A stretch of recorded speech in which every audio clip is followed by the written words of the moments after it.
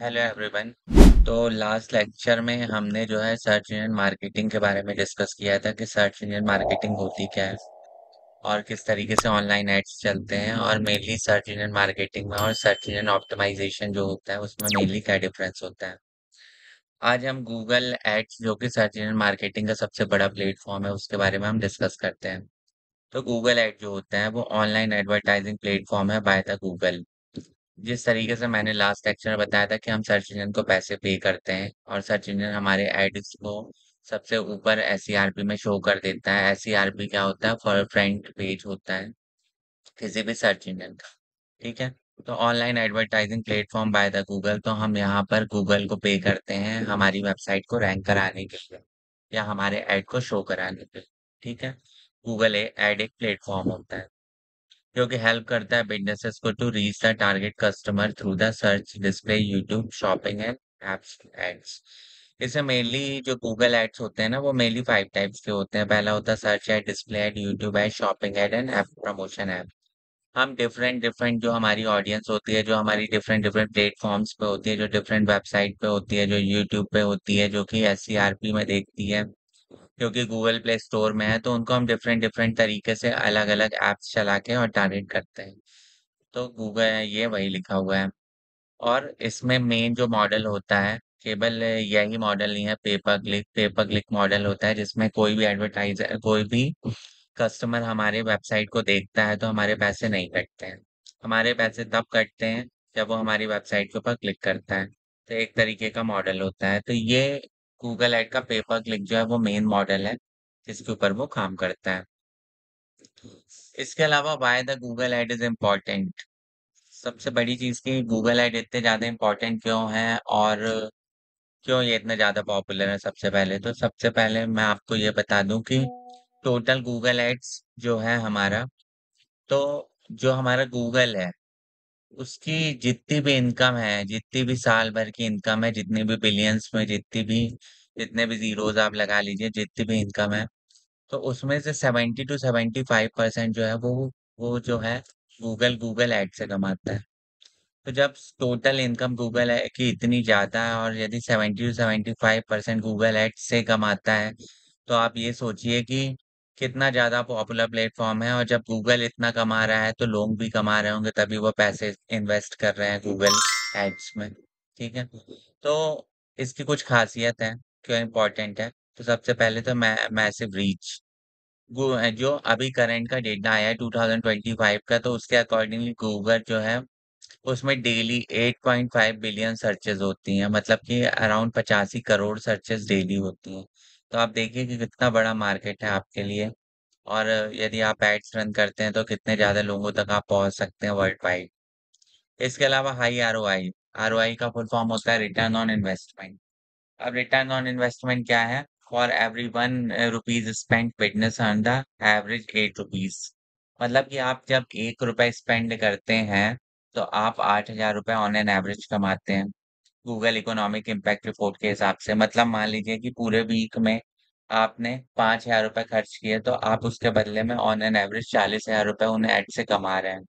तो ये बहुत अच्छी डील प्रोवाइड कराता है।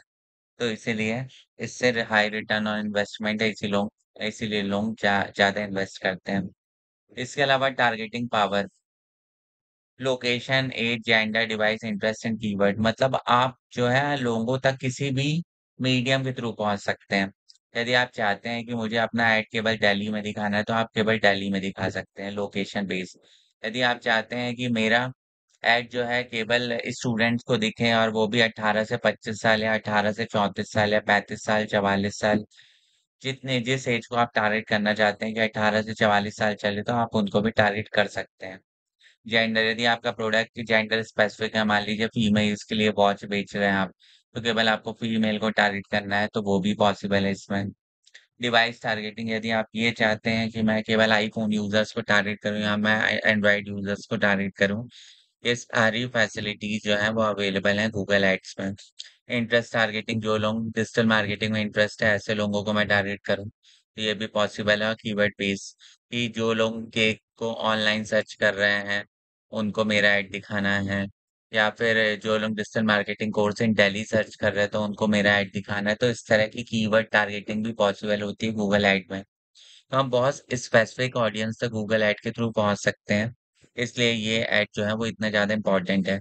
इसके अलावा जैसे ही आपने पे किया तो वैसे ही एसईआरपी पे आपका रिजल्ट जो है वो शो होने लगता है, मतलब आप टॉप 4 में शो होने लगते हैं जैसे ही आपने पैसे पे किए। ये किसी अदर एडवर्टाइजिंग प्लेटफॉर्म में पॉसिबल नहीं होता है। इसके अलावा सबसे इम्पोर्टेंट चीज़ जो ऑफलाइन मार्केटिंग में पॉसिबल नहीं है, अभी मैं आपको डिफरेंस बताऊंगा, ये मेजरेबल। आपके ऐड तो लोगों को दिख रहे हैं, ये बहुत अच्छी बात है, बट कितने लोगों ने उसके ऊपर क्लिक किया, कितने लोगों ने क्लिक करके उस पे सामान खरीदा या आपका काम हुआ, कितने लोगों ने जाके आपकी वेबसाइट पे इंफॉर्मेशन दी, ये सारी चीजें बिल्कुल रियल टाइम में लाइव अवेलेबल होती हैं। इसके लिए आपको कोई बहुत ज्यादा वेट नहीं करना पड़ता है कि आपको 3 दिन बाद, 4 दिन बाद, 5 दिन बाद पता चलेगा। ये सारे रिजल्ट जो है आपको तुरंत शो होने लगते हैं आपकी वेबसाइट पे। तो ये बहुत ही, इसीलिए ये गूगल ऐड जो है वो इतना बड़ा प्लेटफॉर्म है, और लोगों को फायदा हो रहा है तभी लोग गूगल ऐड में इन्वेस्ट कर रहे हैं। ठीक है। इसके अलावा यदि हम कंपैरिजन करें गूगल ऐड का ट्रेडिशनल मार्केटिंग के साथ, देखिए ट्रेडिशनल मार्केटिंग क्या होती है। जैसे कि मान लीजिए कि मुझे अपना ऐड दिखाना है टीवी पे, मुझे अपना मैगजीन में ऐड देना है, मुझे अपना रेडियो पे ऐड चलवाना है। तो ये सारी चीजों में भी देखिए पैसे तो इन्वेस्ट कर रहे हैं ना, तो पैसे इन्वेस्ट कर रहे हैं, मतलब ये ट्रेडिशनल मार्केटिंग है, यहाँ पे भी आप पैसे दे रहे हैं। पर ये बताइए कि टीवी में जब ऐड चलते हैं तो क्या ये पॉसिबल होता है कि उसमें ये आ जाए कि कितने लोगों ने आपका ऐड देखा? क्या मैगजीन में कितने लोगों ने आपका ऐड देखा, ये पॉसिबल है? ये पॉसिबल नहीं है ट्रैकिंग। बट गूगल ऐड में ये सारी चीजें पॉसिबल होती हैं कि कितने लोगों को मेरा ऐड दिखा। ठीक है। इसके अलावा इसमें आपको पैसे तब पे करने पड़ते हैं जब किसी भी कस्टमर ने आपके ऐड को देख के आपके ऐड के ऊपर क्लिक किया और आपकी वेबसाइट पे गए।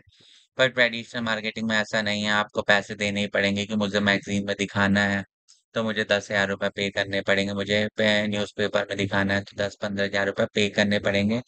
अब उससे आउटपुट क्या आ रहा है ये बिल्कुल मैटर नहीं करता। बट ये चीज़ें गूगल ऐड में पॉसिबल हैं कि आप तभी पे करेंगे जब आपका ऐड कोई क्लिक करेगा। ठीक है? इसके बाद real time tracking, Google ads में तुरंत पता चल जाता है कितने लोगों ने क्लिक किया, कितने लोगों ने परचेज़ किया, कितने लोगों ने फॉर्म फिल किया, कितने लोगों ने क्लिक करके हमारा सामान देखा या कुछ भी किया। पर ट्रेडिशनल मार्केटिंग में बहुत कितने लोगों ने मैगज़ीन में मेरा ऐड देखा, ये पॉसिबल ही नहीं है। लोगों ने क्या एक्शन लिया, ये भी पॉसिबल नहीं है, क्योंकि इसमें तुरंत मिल जाता है।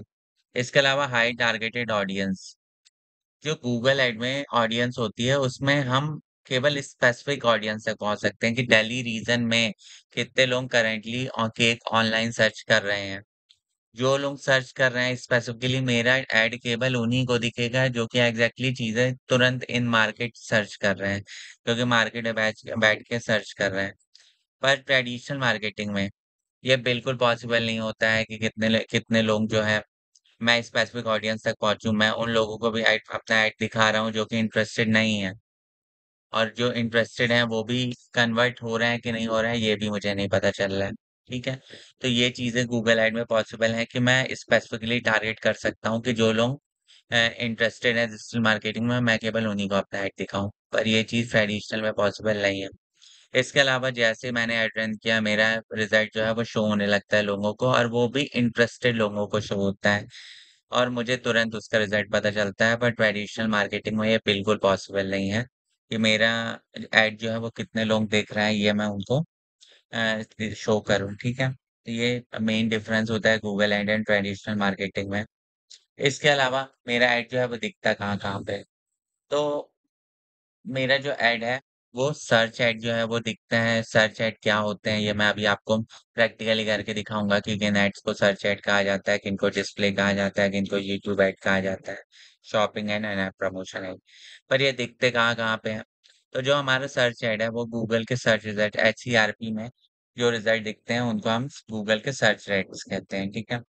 डिस्प्ले ऐड क्या होता है? डिस्प्ले ऐड जो होता है वो डिफरेंट डिफरेंट वेबसाइट पे, एप्स पे और जीमेल पे जो आपको पॉपअप होते हुए दिख जाते हैं। जो डिफरेंट डिफरेंट वेबसाइट पे आप गए और अचानक से साइड में एक बहुत ऐड ओपन हो जाते हैं और वो कुछ दिखते हैं वो उनको क्या कहते हैं, डिस्प्ले ऐड कहते हैं, जो कि इमेज और हेडलाइन के फॉर्म में होते हैं उनको। यूट्यूब एड्स क्या होते हैं, जैसे ही आपने क्लिक किया तो जो आपको स्किप करने वाले वीडियोस दिखते हैं वो बिफोर और ड्यूरिंग द वीडियोस उनको यूट्यूब एड्स कहा जाता है। शॉपिंग ऐड आप जैसे गूगल में सर्च करेंगे गिटार अंडर 10,000 तो जो आपको बहुत सारी गिटार्स दिखेंगी, इमेजेस प्लस प्राइस के साथ आ जाएंगे और उनके ऊपर स्पॉन्सर्ड करके लिखा रहता है, उनको क्या कहा जाता है, शॉपिंग ऐड कहा जाता है। अब मान लीजिए कोई आप में गूगल के प्ले स्टोर में गए हैं और वहां से आप कोई एप्लीकेशन इंस्टॉल कर रहे हैं और वहां पे भी आपको स्पॉन्सर्ड करके दिखते हैं कुछ एप्लीकेशन जो सिमिलर होते हैं, तो उनको ऐप एड्स कहा जाता है। ठीक है, वो क्या करते हैं, वो प्रमोट करते हैं, वो ये प्रमोट करते हैं कि हमारा ऐड जो है वो मोबाइल एप्लीकेशन वालों को भी दिखे। ठीक है, तो शॉपिंग ऐड, ये सारे ऐड जो हैं इनकी खासियत ये होती है कि ये आपको स्पॉन्सर्ड करके दिखते हैं। अब जो हमारा नेक्स्ट लेक्चर आएगा उसमें मैं आपको दिखाऊंगा कि किस तरीके से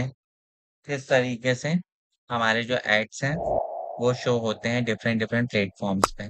ठीक है, तो आज के लिए इतना काफी है। Thank you. प्रॉब्लम हो तो आप कमेंट सेक्शन में पूछ सकते हैं। Thank you so much.